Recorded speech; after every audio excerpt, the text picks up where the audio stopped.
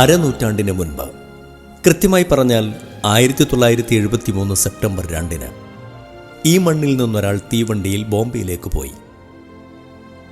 അവിടെ നിന്നൊരു കപ്പലിൽ ഒമാൻ എന്ന രാജ്യത്തിൻ്റെ തീരത്തെടുത്തു.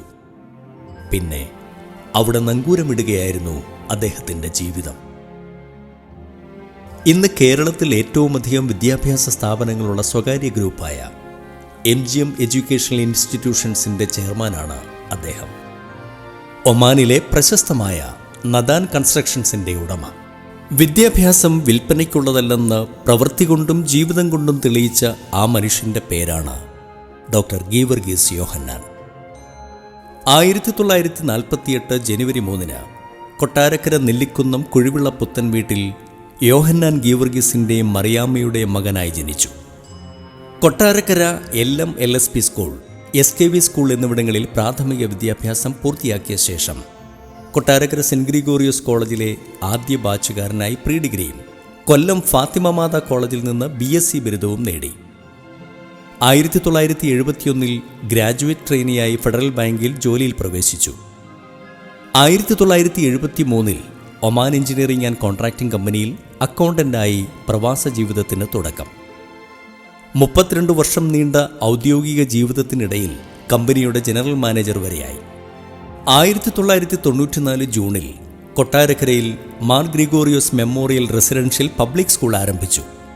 ഇപ്പോൾ 12 സ്കൂളുകളും 3 പോളിടെക്നിക്കുകളും 4 ഫാർമസി കോളേജുകളും 2 എഞ്ചിനീയറിംഗ് കോളേജുകളും 1 ആർട്സ് ആൻഡ് സയൻസ് കോളേജുമുള്ള MGM ഗ്രൂപ്പ് ഓഫ് ഇൻസ്റ്റിറ്റ്യൂഷൻസിൻ്റെ ചെയർമാൻ.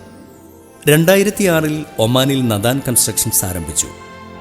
മലങ്കര ഓർത്തഡോക്സ് സഭ മാനേജിംഗ് കമ്മിറ്റി അംഗവും MGM ചാരിറ്റബിൾ ട്രസ്റ്റ് ചെയർമാനും മലയാളത്തിൻ്റെ മഹാനടൻ പത്മശ്രീ മമ്മൂട്ടിയുടെ നേതൃത്വത്തിലുള്ള കെയർ ആൻഡ് ഷെയർ ഇൻ്റർനാഷണലിൻ്റെ വൈസ് ചെയർമാനുമാണ് ഡോക്ടർ ഗീവർഗീസ് യോഹന്നാൻ.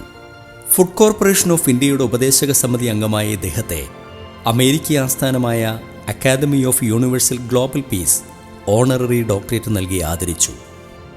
Indo Russian international award, international business leadership award, all India management അസോസിയേഷൻ്റെ lifetime achievement award, federation of Malayali association of അമേരിക്കൻസിൻ്റെ ബിസിനസ് എക്സലൻസ് അവാർഡ് തുടങ്ങി ഒട്ടേറെ പുരസ്കാരങ്ങൾ ലഭിച്ചിട്ടുണ്ട്.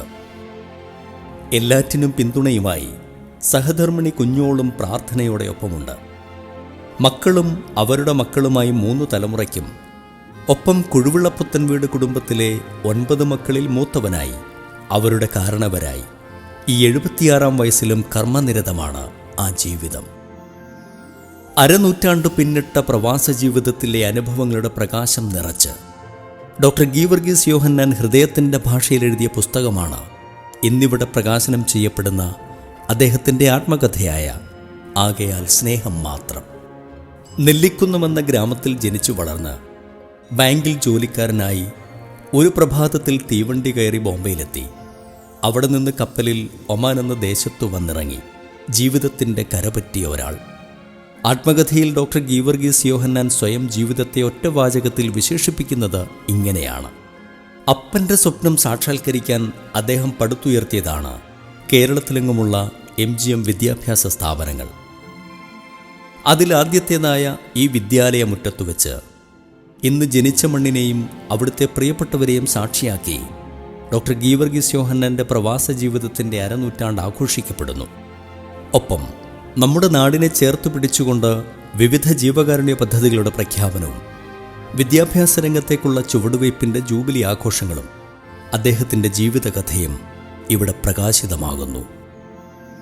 ഉയരങ്ങളിലേക്ക് സഞ്ചരിക്കുമ്പോൾ ജന്മനാടിനെ മറക്കാത്ത അവിടുത്തെ മനുഷ്യരുടെ പ്രിയപ്പെട്ട ബേബിയായ ഡോക്ടർ ഗീവർഗീസ് യോഹന്നാനോട് ഈ അഭിമാന മുഹൂർത്തത്തിൽ ഇവിടുത്തെ ഓരോരുത്തർക്കും പറയാനുള്ളതും ആ വാചകം തന്നെ: പ്രിയപ്പെട്ട അച്ചായ, ആകയാൽ അങ്ങയോട് ഞങ്ങൾക്കും സ്നേഹം മാത്രം.